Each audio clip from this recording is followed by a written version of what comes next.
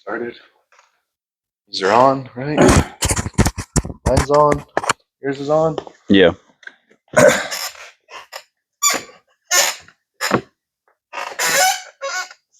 How do we start this? All right, John. So, one of the questions that we get asked in here the most is about kids lifting, right?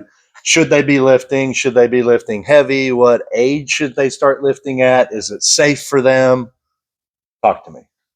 What are your thoughts? Yeah, lifting for kids is absolutely safe as long as we're doing it in the safe, controlled environments.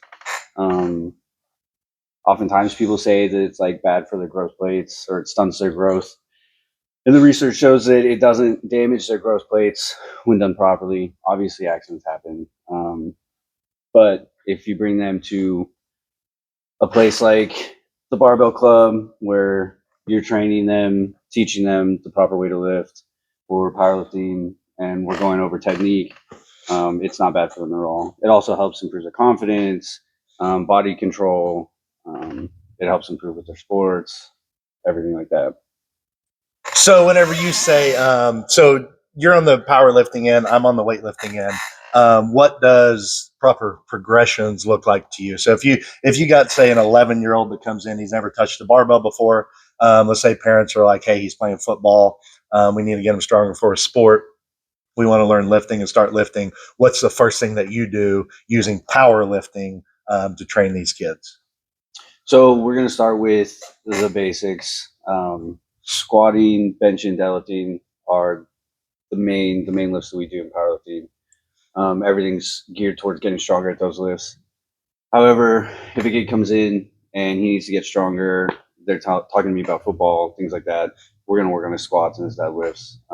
Obviously, we're going to work on bench too, but squats and deadlifts first, just because that's going to he's going to get the most benefit out of those, especially in relation to playing football or other sports. So let's say like day one, he's in here. What do you do? Like, what's day one look like with a new kid that you're training? Day one, he's going to come in, or she is going to come in, and I'm going to assess. I'm going to teach them the basics of how to squat, right? How to properly brace, how to break at the hips and the knees at the same time, how to grip the floor with the toes to create an arch and a stable base, how to open their hips when they're sitting into a squat so they can reach depth. And we're going to do all of that without weight. They're not going to touch a barbell that first day, especially if they're brand new. We're going to go through, they're going to do a lot of body weight stuff. We'll do things like work with the PVC pipes. And then once they're able to work in that range of motion effectively, then we'll move on to a barbell or something like that. But sometimes the kids just don't have enough strength to put a 45-pound barbell on their back. Now, there are other barbells here, so we can use lighter barbells, but yeah, I think that's a great point. So like one with that, like if you don't know how barbells and the differences and the different weights and stuff. So like here we have 15-pound barbells, we have 25-pound barbells, we have 35-pound barbells, and we have 45-pound barbells. We actually have a 5-pound barbell as well.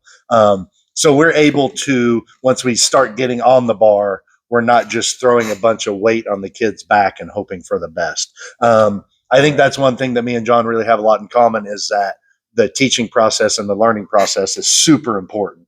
And one of the things that I see go wrong a lot in youth training that kind of gives lifting a bad name is we either rush through the teaching process or it is just simply non-existent.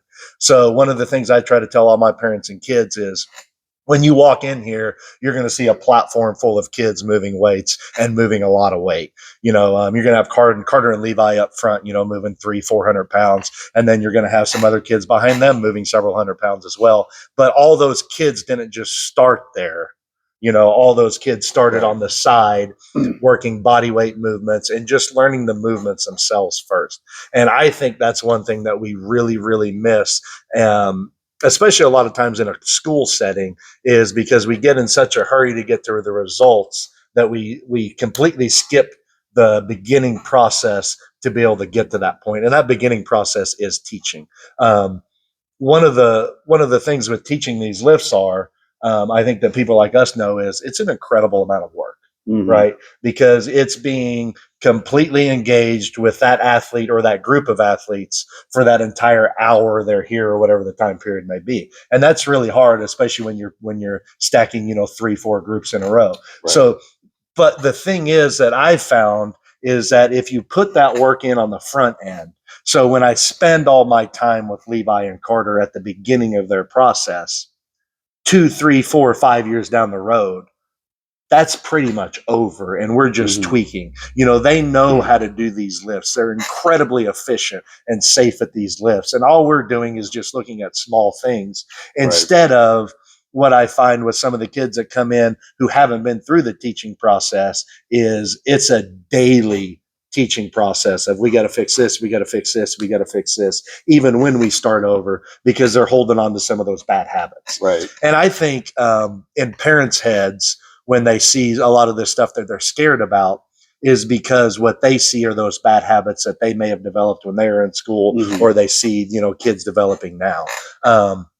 So I think as we look at this, kind of the overarching theme for people like us is, if you put in that groundwork at the beginning and you do the teaching stuff to begin with, and you put in that work and that time, then the end product is so much easier to get to.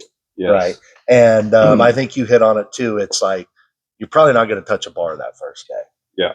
It's probably, especially if they're 10, 11, 12 and coming in, starting Mhm. out, we're probably not going to touch a bar. And I think that's one thing we need to get out of the mindset of, is that even if we're working towards the barbell lifts, you don't need to use a barbell right off the bat. Yeah, you right? don't have to. You got to get that pattern down, and especially with, like you said, driving that technique. Not only is it way safer to do, and you'll be able to do it longer, but also, if you get the technique down at first, then later on, it's not going to be so much of an issue. Like you said, you're just tweaking Levi and Carter. Whereas if you let too many things go by just because they're strong, they're going to hit a ceiling, and then they're going to have a hard time progressing because, well, now I don't have the proper technique. And so it's way harder for me to progress now because I'm not doing things efficiently. And so then you've got to backtrack, and now you're taking away from time where they could have been getting stronger when you could have just made the base the first time. Yeah. And I think we both deal with this too. Is one of the other things we see is, and not picking on any parents or anything like this, is that we get some parents that come in, they're like, hey, I've had the kid, I've had little Jimmy or little Sally lifting in the basement for a couple months now. Look what he can do, or look what she can do. And then a lot of times we look at that and we have to kind of tamp down some of our responses, Mhm. because it may not be the best, most safe thing ever. And what's hard for us, I think, to get across to a lot of people is, this is what we do for a living. Like, this is what Mhm. we've done with our life. So we're not saying that, yeah, all you parents have no idea what you're doing, you can't do this at home. What we're saying is that if you want to get deeper into this, and if you really want these kids to progress through their high school and maybe even college sports or program or whatever they're doing, that hiring a professional is really important, because both of us is basically, I'm 43 years old, you're 33. So yeah, 10 years apart. So like, we've spent a huge chunk of our adult lives not only learning about these lifts, but learning how to teach these lifts. Mhm. And something that I talk about a lot with people is, there's a huge difference between being taught to do something and being taught to teach something. So I'll use Carter and Levi are easy examples, just because they're with me day in and day out, and they have been for a long time. So with Carter especially, we started this out teaching him how to lift. As Carter kind of progressed through his lifting career, and I started looking at him as he aged, I'm like, for me, that's a built-in trainer that can help me train these kids. And then we progressed to teaching him how to teach the lifts. And those are two really, really different things. And the reason why I bring that up is because in strength and conditioning, one of the things that we have a real bad habit of doing it, especially at the high school level, is saying that, well, this coach he's our weights coach because he played he played a college sport. He Mm-hmm. wrestled in college or he played football in college. So he's been through a college weight room and he understands that. That's a huge red flag to me because lots and lots of kids go through college strength and conditioning programs. Just because it's a college strength and conditioning program doesn't mean that it's safe. And then what we see is then we're bringing those coaches in with very little to no training, and we're making them weight coaches, as opposed to you and I, who like this is what our education's in, this is what our certifications in, and this is the only sport that we coach. Right. You do some soccer too, but really year round it's just the barbell sports. Right. For me, all I do is strength and conditioning and weightlifting. So yes, I'm a sport coach as well with weightlifting, but we use weightlifting for our strength and conditioning. So having the ability to have someone teach these things that have been taught to teach is a far different animal than trying to teach something that you've been taught to do. And I think I just think that's one thing that we really miss in this industry that we kind of overlook that I would really like to see a change of. And to kind of to piggyback off that, one of my teaching methods that I use with my kids is I don't just teach them how to do something. So I'm not just teaching you how to squat. I also want you to understand why we squat this way. And we're going to talk about why we're doing this. Why does he look different than you? Why am I telling you something different than him or her? Because I'm going to help you teach the why, or help you understand the why of that. Mm-hmm. And if we're going to teach the how, I believe we have to understand the why. And then when we understand the why of what we're doing, then our knowledge base just grows so much, because everything that we do or change after that, you understand the why, right? So I think when we keep that in mind, one of my goals through this has always been that hopefully not only am I training these kids to be better athletes, better lifters, but if they choose to be coaches down the road, then they have that base knowledge of the why to be able to take to them into their coaching career. And then hopefully they're doing the same thing with the kids that they train, 5, 10, 20 years from now. Mm-hmm. Yeah, the why is super important, especially because like biomechanically, everyone's different, right? Like there's a guideline, there's a general, hey, this is how you do it, but like their femur is going to be longer than their femur, or their torso is going to be shorter than theirs, and so then it's like with deadlifts, it's going to look different, right? And their leverages are going to look different, and so like you said, I have people all the time, my lifters, they ask me why, and so like I'll explain to them like, hey, we're doing deficit deadlifts because you got trouble breaking the floor, or I need you to push the floor way more, get your back tight, your hips need to be a little bit higher.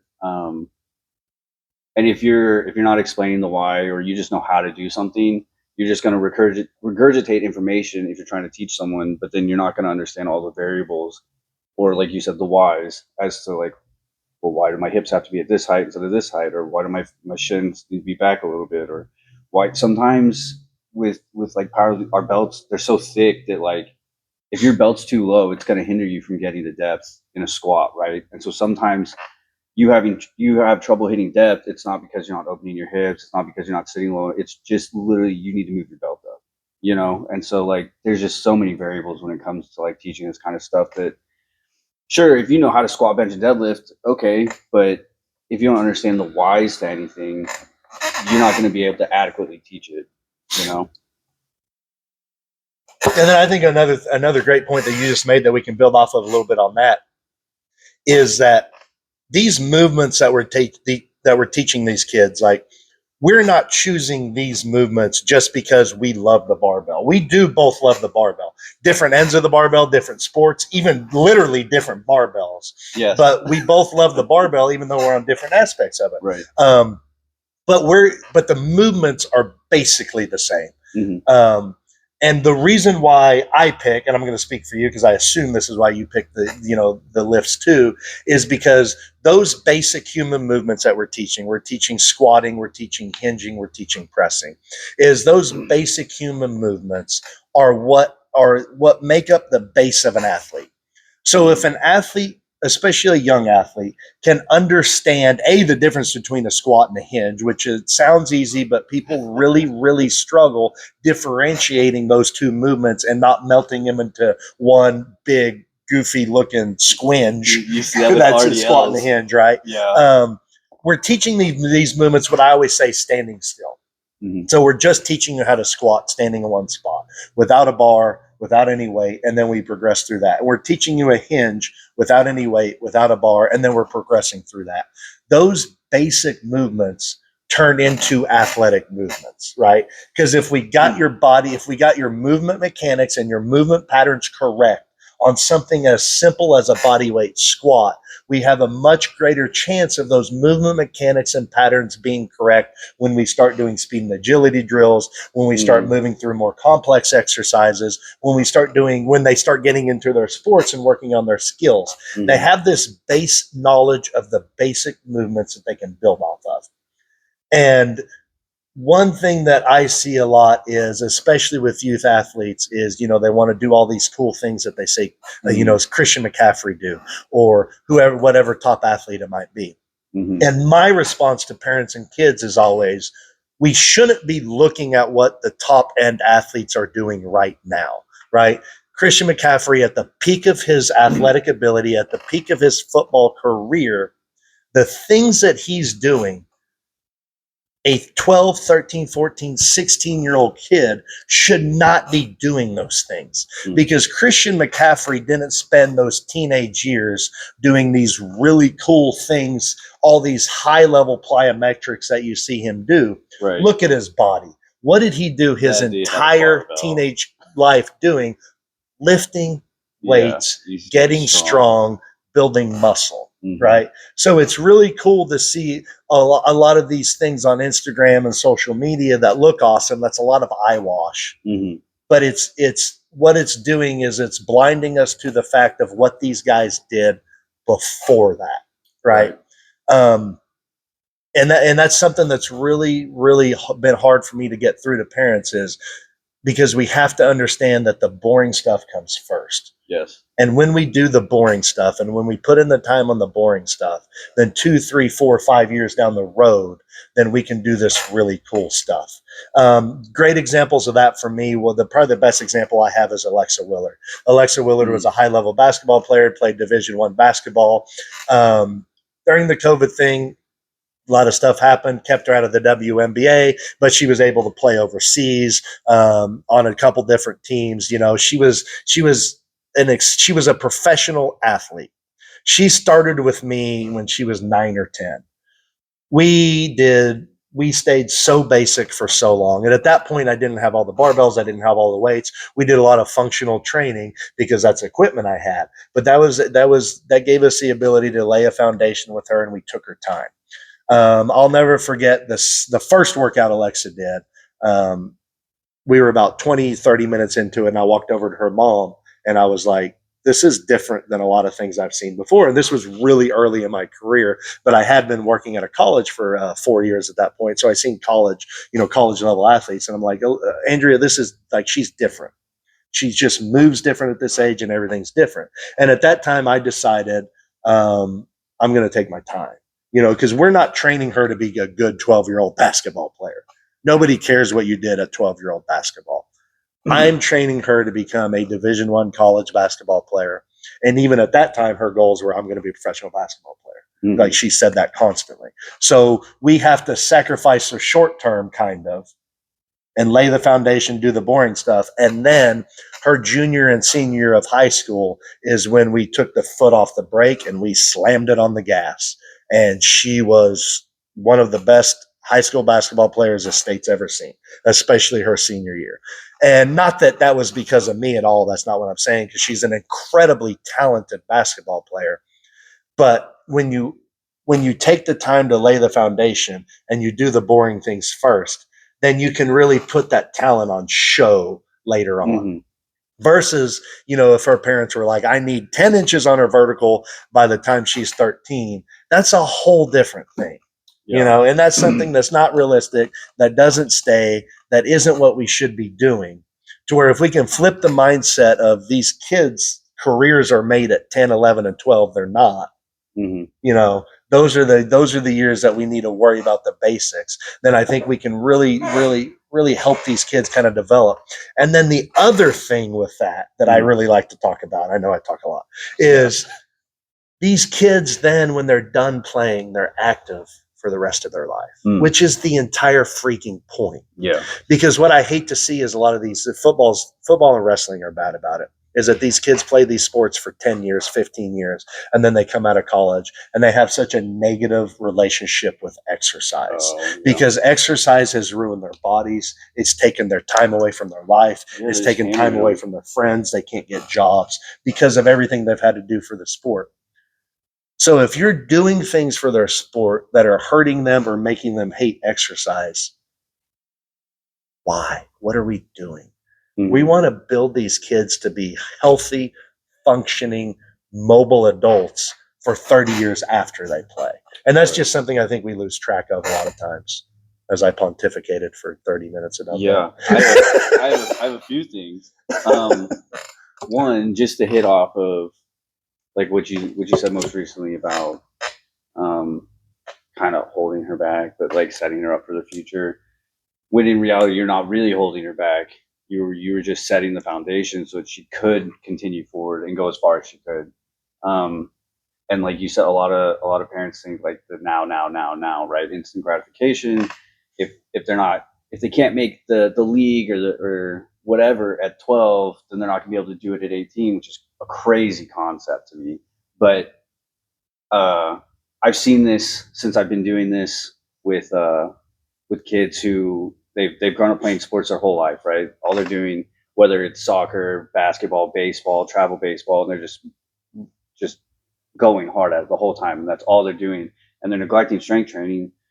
Well, then they get to the point where it's like, hey, yeah, your skills are good, and you can come play college baseball, but then like, hey, these lower level schools are like, yeah, you can come here, but then as you go up in the divisions, they're like, hey, we need you to be bigger, right? Because everyone's good. Everyone has your skill set, but this guy has 30 pounds on you and he's way stronger. And so now he can throw harder, he can hit farther, he can jump higher, he can run fast, you know? And so it's like, if you're just skipping all of that time, and like you said, like with Alexa, she started at 9-10 years old. She didn't have to play catch up when she was 18. Mm-hmm. She's already there, right? Yeah. So she can just move forward, go play D1 basketball, and go on from there. Yeah, and she's like, Alexa's on our app, so I get to see her workouts every day. I still program her workouts, so I get to see that she's still doing some weightlifting almost every week. Like she's clean and jerking.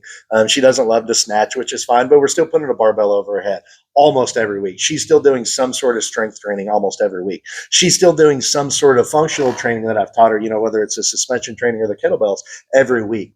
Out of her basketball career, she started to love running, so she's running a lot. Like that's the goal. That's why she's such a good example. Is she played at high levels in youth. She played at high levels as a college athlete. She played professionally as an adult, and she never lost that love of exercise.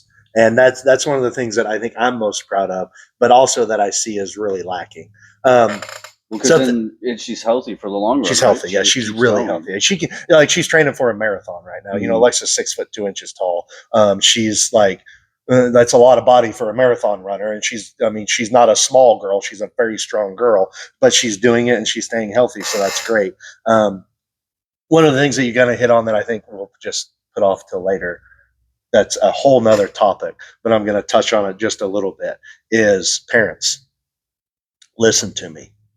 I've recruited in college. My best friend is a baseball coach in college. A lot of the people I played with and went to school with are coaches in college. Or college coaches recruit big, strong, fast, talented athletes. That's what matters. Yeah. And kids that do good in school, right? But if we're talking on the physical end, college coaches love athletes that are big, strong, fast, and talented. The other thing that I preach daily, like we're preaching this daily with Jax Glendenning right now, is if you walk in that college weight room on day one, and you are at least you are efficient and safe at the lifts that they do, but even better if you're really good at the lifts that they do. So if they're doing hang power cleans and you're the best hang power cleaner in that group, you immediately move to the top of their list. Yeah. Because, if it's baseball, you haven't had practice yet, you're in the weight room first. Football usually goes to school early and they get in the weight room first. So a lot of times that's their first chance to see your athletic development and where you are. Yeah, make an impression. And if you walk in that weight room and you are weak and you don't know how to move a barbell, then you immediately move down that list in their head, because it's hard for them to see how you're going to progress on the field if we lack the skills in the weight room, or we lack the strength, or we lack the body awareness, or the movement patterns, whatever it might be. Mm-hmm. So learning the lifts, and like with Jax, the first day he came in, I'm like, get me your college, get me what they're doing right now, so we can see what we need to do and we don't need to do. I was ecstatic. Jack's going to a great school. I was ecstatic when I saw hang power snatches on there, because I'm like, oh, heck yeah, we get to teach snatch. Not only that I love to teach snatch, but I get Jax Glendinning snatching, right? We get his hands above his head. We get that power development. We understand how to get force development through the floor. And he's going to be, and then we're doing a lot of things like foot up, toe up. We're getting his shoulders in the right positions. And all that is going to translate directly to the field. And he's in a good enough spot to where, he's in a great school to where they're doing that. So, but also he's going to go to that school and he's going to be the best hang power snatcher there. I guarantee it. Like, I promise you, he will be.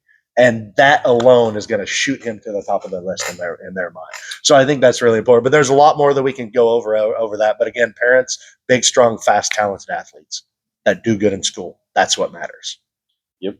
Yeah. And something else that you had said, I don't know, 40 minutes ago, was just like the whole, I see Christian McCaffrey, I see Steph Curry, I see LeBron James, they're all doing these certain workouts, but it's like, or hey, I saw on social media that we needed to be slamming medicine balls, or we need to be doing this or that. But it's like, if your kid's undersized and they can't even squat their body weight, you throwing a medicine ball against the wall isn't really the best thing. You're weakly throwing a medicine ball against the wall. That is just not going to do much. Or you doing the speed hurdles, and it's like, okay, but that's a like 220-pound piece of muscle. You know what I'm saying? Just running, and now he's doing speed work because he needs to be faster, because he's just training specifically for what he needs in the NFL, right? Like Christian McCaffrey. Whereas like right now, what the kids need is to be stronger. Yeah. Because if you get stronger, the front squatting, the hip thrust, everything translates to jumping and sprinting power, like everything. If you get stronger, you're going to be better at moving your body. You're going to be able to produce more power, and it's going to carry over into everything. So if you can't tell, kids lifting, it's really important to us. It's number one on the list. That's why we've also been talking about it for 40 minutes. Yeah. I was getting ready to move on, but we can't yet, because now we talked about speed. So parents, how do you get your kid faster, right? That's the question that I get probably more than anything. And I love it, because a lot of times when I answer it, I get a blank stare at me like I have no idea what I'm talking about, because it's a completely different answer than what people expect. We see on the internet all the time with social media and all these drills like you're talking about, the ladders and the cones and all that stuff. And it's great, it's grand, whatever. Mm-hmm. But that should be such a small part of what those kids do. Because again, how do you get your kids faster? You get them stronger, right? We can do 0 speed work for an entire year. 0. No cones, no ladders, no anything. Assuming these kids are running in their sport, which all of them do, we're doing some type of sprints in their sport, they're going to get faster by just getting stronger in here. I get it every year. A parent will text me and say, hey, 3rd baseball game of the year, I can't believe how fast he's running. I can't believe how much faster he is. Whatever you did for speed work. I always chuckle, because I'm like, technically, we're not doing any speed work. We just got that kid stronger. Mm-hmm. Now, why does getting stronger make you faster? All that matters is ground reactionary forces. How much force can we put into the ground to come back up through us to propel us forward in a sprint?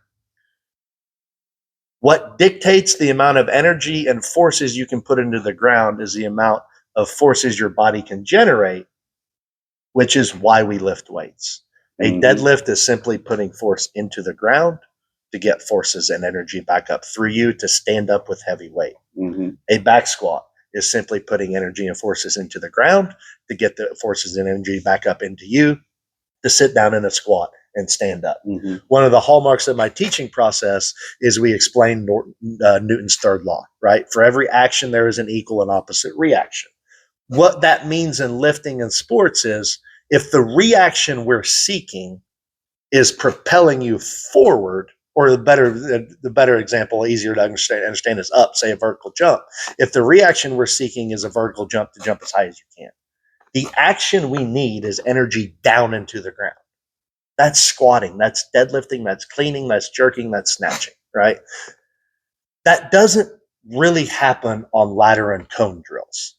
Those are expressions of the ability to create energy that we've built in the weight room. Yes. Right? So speed is an expression of the ability to create and generate force. We don't really get that over a long term and hold on to it by not loading movements. So yes, we talked a lot about empty barbell and body weight squats. The eventual goal is to load those movements because you have to put more forces into the ground. So the easy way to answer the question of how do I get my kids fast? Get them strong first, get them strong second, and get them strong third. And then they will become fast. Yeah. And with you, like what you said about the cones and the ladder work, just being like shows of the strength or what you can do is something that I tell my athletes or my lifters quite a bit is like we have to build strength in order to show strength. Yes, right? Absolutely. Yes. And so if you want to jump higher, you have to be able to produce more force to get a greater reaction, and then you can jump higher than you did before, right? And so we got to build the strength and then show the strength, because you can't just be trying to show strength all the time. Your CNS, all that, it's just not going to work, right? But like, it's so important. People just don't understand. Like, something else too is like, hey, how do I get my kid faster? Look at 100-meter sprinters, the fastest people, the most impressive bodies in the world. DK Metcalf, even in the NFL, right? The fastest dudes, they're jacked. Those women, those Olympic sprinters, they're like, strong. Yeah. Outside of like Usain Bolt, that dude's lanky and long and just a freak. But everyone else, because you're having to generate a bunch of force into the ground really fast, really quickly, so that you can go forward as hard as you can. And if you can't generate force, then you're not going to go anywhere. So to sum up our last 40 minutes of rambling, kids lifting, stronger. Should they? Absolutely. They need to, right? They need to be lifting, or they need to be doing something loaded that gives them a better expression of force generation, right? At the lifting weights. They need to be. Is it safe? Yes. The research is out there. We can help you read it. It's out there. It's easy to find. There's a ton of it now. The overwhelming consensus is that when done correctly, it is safe, right? When supervised and taught correctly, it is safe. So that's the easy answer to that, right? Right. And we both have kids. We both let them work out, move weights, and like we wouldn't let them do anything that was unsafe. You know what I'm saying? Yeah. So like it's completely safe. It's fine. Right. I feel like we should stop it because that's going to be a really long file. How long did we go? Did it stop? Let's hope it didn't stop. I knew this was going to happen.